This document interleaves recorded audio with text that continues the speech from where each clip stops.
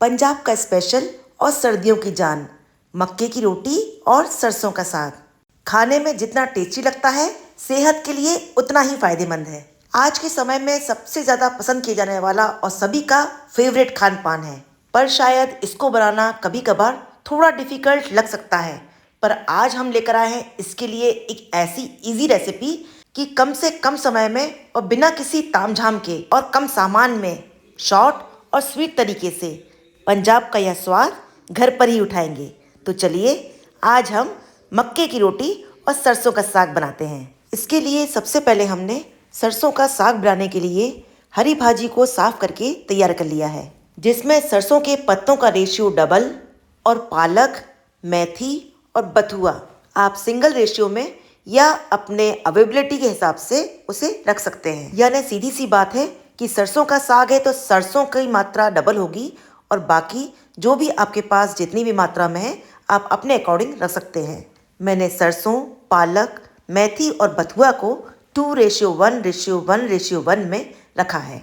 इन्हें अच्छी तरह से साफ करके बारीक चॉप कर लिया है। साथ में टमाटर, प्याज, अदरक, लहसुन और हरी मिर्च को भी बारीक चॉप कर लिया है। अब देखिए कितनी आसान तरीके से हम इसको तैयार करेंगे। गैस पर एक कुकर रखेंगे और सबसे पहले हम इसमें चॉप किए हुए डबल मात्रा में सरसों के पत्तों को डालेंगे। यानी 200 ग्राम की मात्रा में यदि हम सरसों के पत्ते लेंगे तो 100 ग्राम के करीब पालक, 100 ग्राम के करीब बथुआ और 50 ग्राम के करीब हम मेथी के पत्ते लेंगे।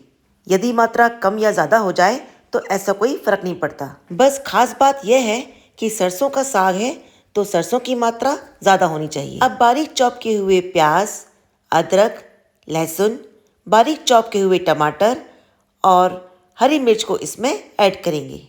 साथ ही में इसमें आधा कप के करीब पानी और टेस्ट के अकॉर्डिंग नमक ऐड करेंगे और कुकर को लिड से बंद करके 2 सीटी आने तक इसे गैस पर रखेंगे। 2 सीटी आने के बाद अब देखिए कुकर बिल्कुल ठंडा हो गया है। अब इसे हम चेक करते हैं। अब किसी भी हैंड ब्लेंडर या मथनी की हेल्प से इसे अच्छी तरह से घोंट लेंगे जब तक कि इसका टेक्सचर बिल्कुल स्मूथ ना हो जाए। एक पैन में 1 टेबलस्पून के करीब ऑयल लेंगे और इसमें ज़ीरा और खड़ी मिर्च ऐड करके थोड़ा सा हींग और खड़ी लाल मिर्च से तड़का लगाकर जो हमने ब्लेंड करके सरसों के साग का मिक्सचर तैयार किया था उसमें ऐड करेंगे और अच्छी तरह से मिक्स करके कुछ देर बॉईल करेंगे। ये लीजिए तैयार है हमारा सरसों का साग। अब चलिए सरसों के साग के लिए मक्के की रोटी भी बनाकर तैयार करते हैं। 3 से 4 कप के करीब मक्के का आटा, थोड़ा सा नमक और गुनगुने पानी से हम इस आटे को अच्छी तरह से गूंद लेंगे और इसका एक सॉफ्ट सा डो लगाकर हम इसे कुछ देर के लिए रेस्ट पर रख देंगे ताकि आटा हमारा अच्छी तरह से सेट हो जाए। कई बार मक्के के आटे से रोटी बनाना थोड़ा डिफिकल्ट लगता है, तो चलिए आज हम 2 तरह से रोटी बनाना बताते हैं। सबसे पहले आटे को अच्छी तरह से मसल कर इसको हम पार्टीशन में डिवाइड कर लेंगे और मीडियम साइज़ के पेड़े बनाकर नॉर्मल जैसे हम रोटी बनाते ना उस तरह से हम इसको बेल करके तैयार कर लेंगे। ये देखिए इस तरह से यदि हमने आटे को अच्छी तरह से गुनगुने पानी से मसल के लगाकर तैयार किया ना तो रोटियां आराम से बन जाती हैं, बिना कुछ फटे हुए और अच्छे से सिक भी जाती हैं। जिस तरह से हम गेहूं की रोटी बना के तैयार करते ना उसी तरह से हम छोटी छोटी रोटियां इसमें बनाकर तैयार कर सकते हैं और मीडियम आंच पर दोनों तरफ से सेक कर इन्हें रेडी कर सकते हैं।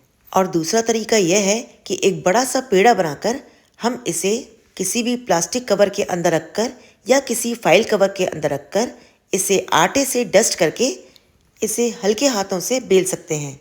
ये देखिए इस तरह का फाइल कवर तो आपके पास होगा ही। इसके अंदर हमने इस आटे की बड़े सी लोई को रख लिया। अब इसको हम हल्के हाथों से बेलेंगे और एक बड़ी सी रोटी बनाकर तैयार करेंगे। ये देखिए इस तरह से बड़ी सी रोटी बनाकर हमने तैयार कर ली।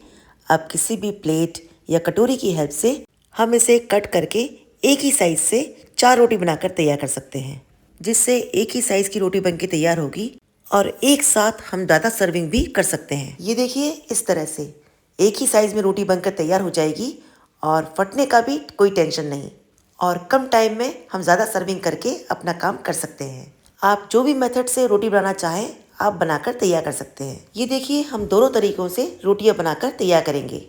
तवा भी गर्म हो गया है तो इसे एक साथ हम गर्म तवे पर रखकर एक साथ सेक सकते हैं। और घी या बटर से हम इसे अच्छी तरह से ग्रीस करके इसे सर्व करेंगे और यकीन मानिए खाने में बहुत ही ज़्यादा टेस्टी लगेगी। तो चलिए अब हम गर्मा गर्म मक्के की रोटियों को सरसों के साग, मक्खन, गुड़ और घी के साथ एंजॉय करेंगे। एक बार आप भी मक्के की रोटी और सरसों के साग को मक्खन और गुड़ के साथ एंजॉय कीजिए। ऊपर से एक्स्ट्रा तड़का और गुड़ के ऊपर एक्स्ट्रा देसी घी। गर्मा गर्म खाने को एंजॉय कीजिए और स्वाद को दुगना कीजिए। Have a nice day, bye bye.